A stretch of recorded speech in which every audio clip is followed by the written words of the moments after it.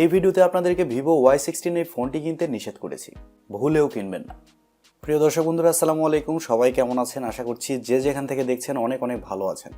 দর্শক বন্ধুরা, ইতিমধ্যে আপনারা টাইটেল দেখে বুঝতে পেরেছেন এই ভিডিওতে আপনাদেরকে ভিভো Y16 এই ফোনটি কিনতে নিষেধ করেছি, ভুলেও কিনবেন না। এর বিশেষ কিছু কারণ রয়েছে। এই সবগুলো বিষয় নিয়ে আজকের ভিডিওতে কথা বলবো। পাশাপাশি জানাবো 15 থেকে 20,000 টাকা বাজেট সেগমেন্টে আপনি কোন ফোনটি কিনবেন, কোন ফোনটি আপনার জন্য ভ্যালু ফর মানি হবে। হতে পারেন আপনি গেমার, আবার হতে পারেন আপনি ওভারঅল একটি ভালো ফোন চান। আপনাদের চাহিদা মতো আপনারা ফোন পাবেন 15 থেকে 20,000 টাকা বাজেট সেগমেন্টে। সো চলুন শুরু করা যাক আজকের ভিডিও। আর ভিডিওটি অবশ্যই বন্ধুদের সাথে শেয়ার করবেন, কারণ এই ভিডিওটি অনেক বেশি হেল্পফুল হবে। প্রথমে আসা যাক ডিজাইনে। আমরা যদি ভিভো Y16 এই ফোনটির ডিজাইন এবং বিল্ড কোয়ালিটি নিয়ে কথা বলি, তাহলে এই ফোনটির ব্যাক সাইডে এবং ফ্রেমে থাকছে প্লাস্টিক, পাশাপাশি ব্যাক সাইডে থাকছে দুইটি ক্যামেরা, ম্যাট ফিনিশ থাকছে, দেখতে কিন্তু সুন্দর লাগছে, অনেস্টলি বলছি। আর আপনাদের মধ্যে অনেকের কাছে এই ফোনটির ডিজাইনটাই বেশি ভালো লাগবে।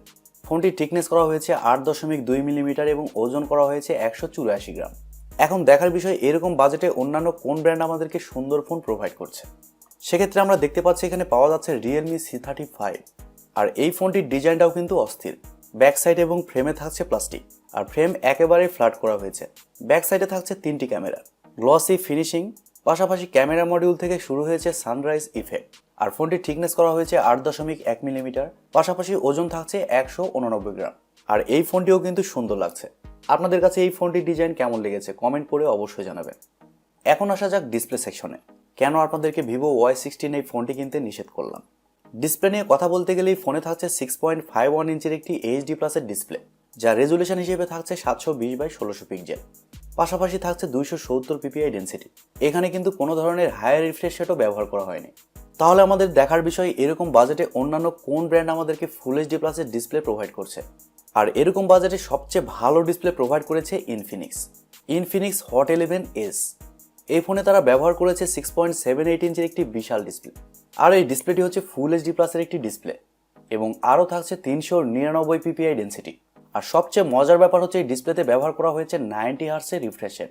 আর ভিভোর এই ফোনে থাকছে শুধুমাত্র HD প্লাসের ডিসপ্লে, পাশাপাশি হায়ার রিফ্রেশ রেটও থাকছে না। আর এরকম বাজেটে রিয়েলমির ফোনেও কিন্তু ফুল HD প্লাসের ডিসপ্লে থাকছে, যা 6.6 ইঞ্চের একটি ডিসপ্লে এবং আরও থাকছে 401 ppi ডেন্সিটি। যদিও এই ডিসপ্লেতে কোনো ধরনের হায়ার রিফ্রেশ রেট থাকছে না, তবে ডিজাইনের দিক থেকে কম্পেয়ার করতে গেলে Realme C35 ওই ফোনটিও কিন্তু ভালো অপশান। আর ডিসপ্লের দিক থেকে কম্পেয়ার করতে গেলে ইনফিনিক্স হট 11s ওই ফোনটিও কিন্তু গুড চয়েস। পাশাপাশি ইনফিনিক্স হট 11s এই ফোনে থাকছে Mediatek Helio G88 চিপসেট। আর ভিভো Y16 এই ফোনে থাকছে Mediatek Helio P35 চিপসেট এবং জিপিইউ হিসেবে থাকছে PowerVR G8320।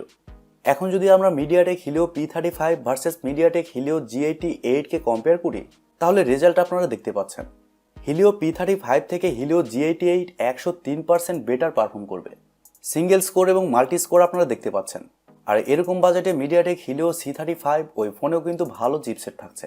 এখানে দেওয়া হয়েছে Unisoc tiger T616 chipset.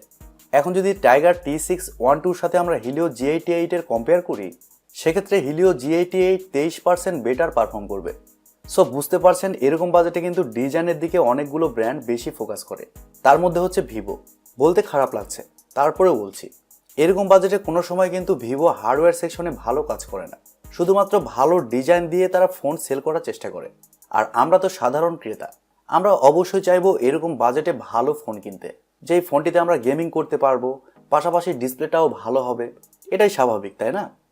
Camera section নিয়ে কথা বলতে গেলে ভিভো Y16 এই ফোনে থাকছে 13 মেগাপিক্সেলের ক্যামেরা সেটআপ। অন্যদিকে Realme C35 এই ফোনে থাকছে 50 মেগাপিক্সেলের ক্যামেরা সেটআপ। আর হট 11s এই ফোনটিতেও কিন্তু 50 মেগাপিক্সেলের ক্যামেরা সেটআপই ব্যবহার করা হয়েছে। আর ক্যামেরা সেকশনে Realme C35 পাশাপাশি ইনফিনিক্স হট 11s এগিয়ে থাকছে। তবে তিনটি ফোনে 5000 mAh ব্যাটারি ব্যবহার করা হয়েছে। বাট চার্জার হিসেবে ভিভো Y16 এই ফোনে থাকছে 10 ওয়াটের একটি চার্জার। আর Realme C35 ওই ফোনে থাকছে 18 ওয়াটের একটি চার্জার। পাশাপাশি হট 11s ওই ফোনটিতেও 18 ওয়াটের চার্জার ব্যবহার করা হয়েছে।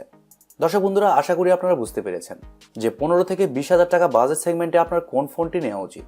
সো দর্শক বন্ধুরা, আপনাদের বাজেট যদি 15 থেকে 16,000 টাকা হয় আর আপনি যদি একজন গেমার হয়ে থাকেন, সেক্ষেত্রে আমি বলবো আপনি অবশ্যই ইনফিনিক্স হট 11s ওই ফোনটির দিকে যেতে পারেন। কারণ এখানে অবভিয়াসলি ভালো ডিসপ্লে পাচ্ছেন, পাশাপাশি 90 হার্টজের রিফ্রেশ রেট পাচ্ছেন, যা গেমিংয়ের সময় অবশ্যই কাজে দিবে। আর মোস্ট ইম্পর্টেন্ট এখানে মিডিয়াটেক হিলিও G88 চিপসেট পাচ্ছেন। আর আপনি যদি ওভারঅল একটি ভালো ফোন নিতে চান যেখানে ডিজাইন, ডিসপ্লে, প্রসেসর, ক্যামেরা সব কিছুই ভালো থাকবে, সেক্ষেত্রে আপনারা রিয়েলমি C35 এই ফোনটির দিকে যেতে পারেন। কারণ এখানে ইউনিসক টাইগার T616 চিপসেট পাচ্ছেন, পাশাপাশি 50 মেগাপিক্সেলের ক্যামেরা সেটআপ পাচ্ছেন, আর ডিসপ্লে হিসেবে থাকছে ফুল এইচডি প্লাসের একটি ডিসপ্লে। আপনাদের বাজেট যদি 17 থেকে 18,000 টাকা হয়, সেক্ষেত্রে কিন্তু মার্কেটে আরও একটি ভালো ফোন রয়েছে, রিয়েলমি নার্জো 50। ওই ফোনটিরও কিন্তু হার্ডওয়্যার সেকশন খুবই ভালো থাকছে, 6.6 ইঞ্চির ফুল এইচডি প্লাসের ডিসপ্লে, পাশাপাশি 50 মেগাপিক্সেলের ক্যামেরা সেটআপ এবং আরও থাকছে মিডিয়াটেক হিলিও G96 চিপসেট, যা কিন্তু খুবই পাওয়ারফুল এরকম বাজেটে। এখন এসে অবশ্যই বুঝতে পেরেছেন যে কেন আপনাদেরকে ভিভোর এই ফোনটি কিনতে নিষেধ করেছি। যদি বুঝতে পেরে থাকেন অবশ্যই ভিডিওটি শেয়ার করবেন। প্রিয় দর্শক বন্ধুরা, এই ছিল আজকের ভিডিওটি আপনাদের কাছে কেমন লেগেছে কমেন্ট করে অবশ্যই জানাবেন। আর ভিডিওটি যদি সত্যিই ভালো লেগে থাকে তাহলে TechTube চ্যানেলটি সাবস্ক্রাইব করবেন এবং ভিডিওতে একটি লাইক দিবেন। সো আজকের মতো এই পর্যন্তই, দেখা হবে পরবর্তী কোনো নতুন ভিডিওতে। সবাই অনেক অনেক ভালো থাকবেন এবং সুস্থ থাকবেন। খোদা হাফেজ, টাটা।